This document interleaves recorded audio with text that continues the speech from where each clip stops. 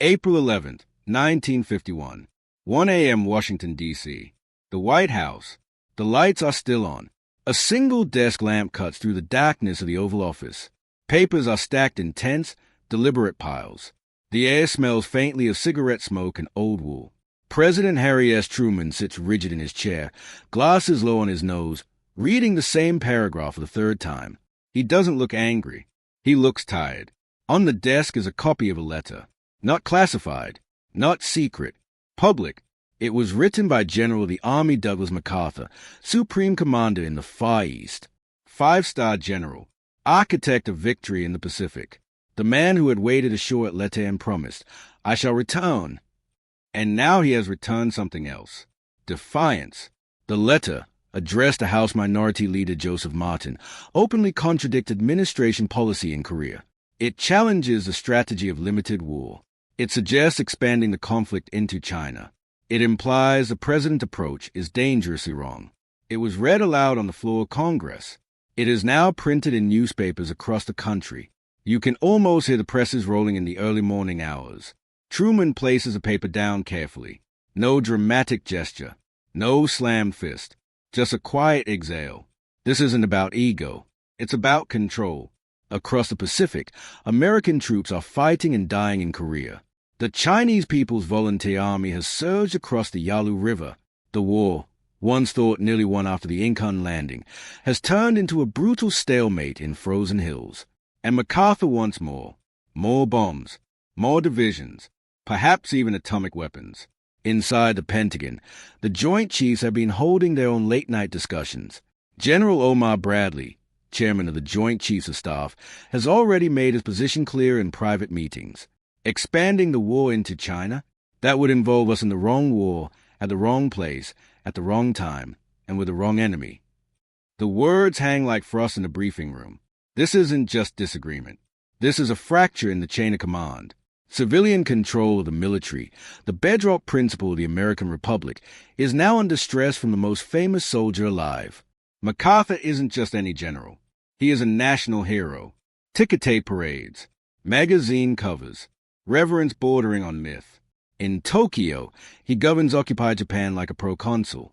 In Korea, he commands United Nations forces with near autonomy. To many Americans, he is untouchable. But in Washington, something has shifted. Secretary of Defense George C. Marshall has warned quietly of the risks. Secretary of State Dean Acheson fears global escalation. Intelligence briefings suggest that bombing China could provoke Soviet intervention. And that means one thing. World War III. The stakes are no longer Korean hillsides. They are Moscow, Beijing, Berlin. At 1:17 a.m., Truman signs the order. There is no ceremony. No witnesses beyond a handful of aides. Just ink on paper. The dismissal of General Douglas MacArthur. Outside, Washington sleeps, unaware that by morning, the most powerful field commander in America will be relieved of duty. But here's the part history often misses. This wasn't a sudden burst of presidential anger. It was a final move and a decision that, quietly, almost unanimously, America's top military leaders had already reached. MacArthur had to be fired. Not because he lost battles, not because he lacked courage, but because he crossed a line no commander could cross. And by dawn, that line would redraw the balance of power between generals and presidents forever. But to understand why nearly every senior military leader agreed on this verdict, you have to go back to the moment when MacArthur's confidence turned into something else. Something dangerous. September 15th, 1950, 6:33 a.m. off the coast of Incheon, Korea. The tide is rising fast. Gray holes slice through morning mist as naval guns thunder toward the shoreline. The sea churned with landing craft, diesel fumes, and shouted orders. Marines grip their rifles tighter as ramps begin to drop. Operation Chromite. General Douglas MacArthur stands aboard USS Mount McKinley, corncob pipe clenched between his teeth, binoculars fixed on the city ahead. Against nearly every recommendation from his planners, he chose this place. Incheon, a harbor with treacherous tides, narrow channels, seawalls, mudflats that could swallow tanks whole. Even senior officers doubted it could work. But MacArthur believed in shock, in boldness, in the kind of maneuver that rewrites wars in a single stroke. And for a moment, He was right. Within days, UN forces break out. Seoul is recaptured. North Korean supply lines collapse. The Pusan perimeter, once a desperate last stand, becomes a memory. In Washington, celebration is cautious but real. President Harry S. Truman approves a public meeting with MacArthur on Wake Island in October. The cameras capture a handshake, smiles, confidence.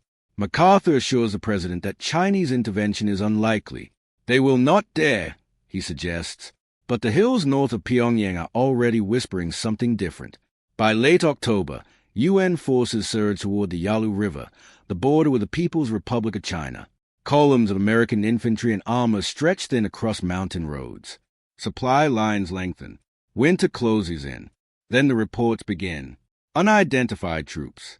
Bugle calls at night. Human waves emerging from snow and darkness. They aren't North Korean. They are Chinese. The Chinese People's Volunteer Army crosses the Yalu in massive numbers, perhaps hundreds of thousands. They move mostly at night. They attack in waves. They vanish into ridgelines. Entire regiments are overwhelmed. At the Chosin Reservoir, Marines fight in sub-zero temperatures so cold that weapons freeze and wounded men stiffen before medics can reach them. Soldiers burn maps to stay warm. And suddenly, the war that looked won begins unraveling. Back in Tokyo, MacArthur remains outwardly confident. He speaks of a new war against China if necessary. He drafts plans to bomb Chinese supply bases north of the Yalu. He considers blockading the Chinese coast.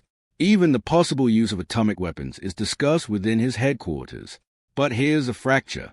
The Joint Chiefs of Staff, led by General Omar Bradley, see the map differently. To them, Korea is a limited war, a containment conflict. The real enemy is the Soviet Union, and Europe is the main theater. NATO must hold. West Germany must not fall. Escalating into China risks pulling the Soviets directly into combat.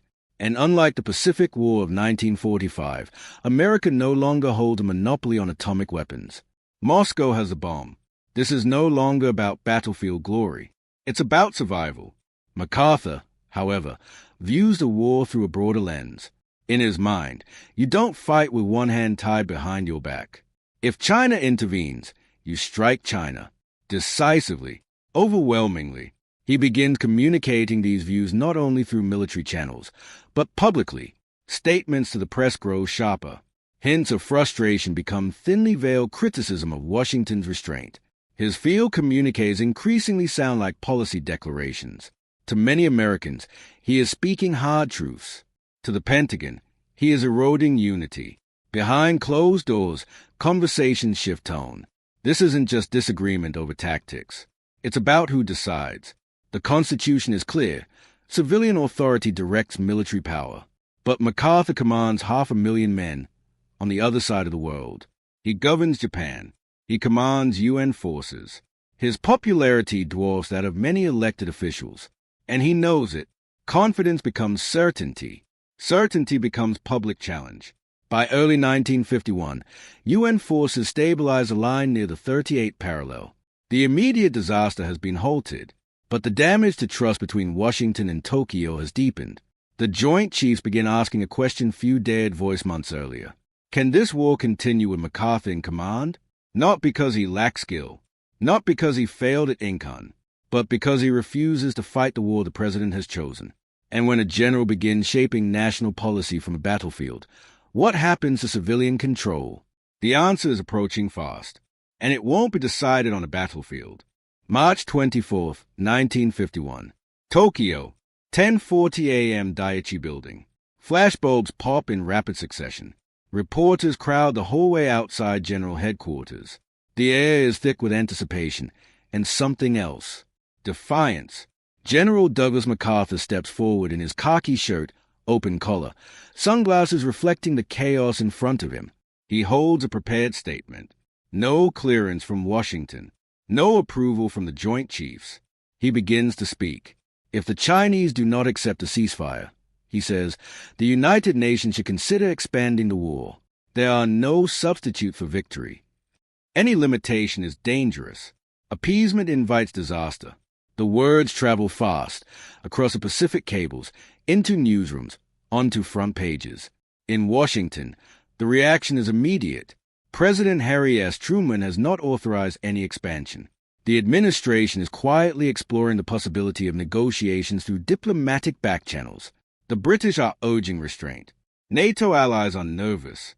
And now the field commander is publicly boxing the White House in. Inside the Pentagon, General Omar Bradley listens to the transcript being read aloud. He doesn't interrupt. He doesn't need to. The line has been crossed again. Military officers are trained to advise, to argue internally, to disagree behind closed doors. But once policy is set, they execute. MacArthur is no longer merely advising. He is advocating, and he is doing it in public. Behind closed doors, the Joint Chiefs meet in tense session. Army Chief of Staff General J. Lawton Collins studies intelligence briefings showing Soviet air power position within range of Korea. Air Force Chief of Staff General Hoytes Vandenborg warns of overextended resources. Admiral Forrest Sherman considers the Pacific Fleet's vulnerabilities. They are not timid men. They are combat veterans. But they see escalation not as courage, but as catastrophe. Europe remains exposed. The Soviets are probing Berlin. NATO is fragile. A wider Asian war could force impossible trade-offs. And then comes a letter. March 20th. Written by MacArthur to House Minority Leader Joseph Martin. In it, MacArthur criticizes the administration's policy directly. He implies that limiting the war emboldens communism. He speaks as though strategic decisions are his to shape. Martin reads the letter aloud on the House floor. It becomes national news overnight. You can almost feel the shift in temperature inside the White House. This is no longer about battlefield tactics. This is about constitutional order. Truman had already warned MacArthur privately to refrain from public policy statements. The warning had been clear. Written, documented. MacArthur continued. In private, Truman asked his advisers a blunt question. If I allow this to continue, who is in charge? Silence answers him. The truth is uncomfortable. MacArthur's popularity is immense. Polls show widespread public support for him. Veterans admire him. Conservatives rally behind him. Some in Congress openly side with him. Firing him could fracture the country. Not firing him could fracture civilian control forever. General Bradley later describes the situation as intolerable. If a theater commander can publicly defy policy and remain in position, what precedent does that set? What message does that send every other officer in uniform? The uniform serves the Constitution, not itself. And yet, there's hesitation. MacArthur is not just a general. He is a symbol. He accepted Japan's surrender aboard the USS Missouri. He oversaw the occupation that transformed a defeated empire into a democratic ally. His name carries the weight of World War II triumph. Removing him would send shockwaves across the globe. Allies would question stability. Enemies would test resolve. But the greater danger, the chiefs conclude quietly, is allowing insubordination at the highest level to stand. Unanimously, without theatrics, without public drama, the senior military leadership agrees. MacArthur must go, not because he is wrong about everything, not because he lacks brilliance, but because no commander, no matter how decorated, can substitute his judgment for elected authority. The decision moved from military consensus to presidential action. In the early hours of April 11, 1951, Truman signs the order. Across the Pacific, in Tokyo, MacArthur sleeps, unaware that his command has already slipped away. By morning, the announcement will detonate like artillery fire, and the general who once strode through Manila and Tokyo as a conqueror will face something far more personal. Public dismissal. April 11, 1951. 6 a.m. Tokyo. Daiichi Building. The city is just beginning to stay. Streetcars hum. Vendors roll open shutters. A light mist clings to the Imperial Palace grounds across the moat. Inside General Headquarters, the night duty officer receives a coded transmission from Washington. It is brief, formal, final. General of the Army Douglas MacArthur is relieved of his commands, effective immediately. Lieutenant General Matthew Ridgway will assume command of UN forces in Korea. General Mark W. Clark will later oversee the Far East Command structure. The message is delivered upstairs. MacArthur reads it in silence. No outburst. No visible anger. He adjusts his glasses. Folds the paper once. Twice. Outside, reporters are already gathering. Word has leaked in Washington. Radio bulletins interrupt morning programming across America. The headline moves coast to coast in minutes. The president has fired MacArthur. In Tokyo, staff officers stand stiffly at attention, unsure what to say. For years, this building has functioned almost as a sovereign command post. MacArthur's word carried the force of policy across Japan and Korea. Now, that authority has evaporated with a single signature from Harry S. Truman. Ridgway arrived soon after, calm, composed, wearing the grenades on his uniform collar that mark his airborne roots. He is no politician. He is a field commander who stabilized the Korean front after the Chinese offensives. He salutes. MacArthur returns it. The transition is professional, controlled, almost clinical. But the emotional shockwave is anything but. In the United States, reaction splits instantly. Supporters flood Congress with telegrams. Some lawmakers call it betrayal. Others call it necessary. Protests form. Editorial pages burn with opinion. MacArthur boards a plane for home. As his aircraft touches down in San Francisco days later, the reception is thunderous. Crowds line the streets. Confetti rains down. Veterans salute. He is greeted as a conquering hero, not a dismissed commander. And then, the speech. April 19th, 1951. 12:37 p.m. Washington, D.C. Joint Session of Congress. The chamber is packed. Lawmakers lean forward. The galleries overflow. MacArthur stands at the podium, uniform immaculate, ribbons gleaming under the lights. His voice is steady, controlled. He speaks of duty, of honor, of the necessity of victory. He defends his strategic vision without directly attacking the president. He frames the conflict as a test of resolve against communism. And then he delivers a line that will echo for decades. Old soldiers never die, they just fade away. Applause erupts. It lasts minutes. Watching from the White House, Truman understands the risk he has taken. He has removed a national icon. He has absorbed the political storm. But inside the Pentagon, something else is happening. The Joint Chiefs, including General Omar Bradley, prepare to testify before Congress. They will face pointed questions, accusations of weakness, allegations of political interference. They do not waver. Bradley's testimony is blunt. Expanding the war into China, he explains, could trigger Soviet intervention. It would stretch U.S. forces dangerously thin. It could jeopardize Europe. The phrase he uses lands like a hammer. The wrong war, at the wrong place, at the wrong time, and with the wrong enemy. It isn't a personal attack. It's a strategic judgment, and it makes something unmistakably clear. This was not Truman acting alone in anger. This was a uniform military leadership, collectively, concluding that MacArthur's public defiance and expansionist vision threatened broader national security. For the first time in modern American history, a sitting president has removed a five-star general in the middle of a war. The constitutional principle of civilian control has been tested and held. But the story doesn't end with applause or outrage. It ends with a quieter, more profound shift.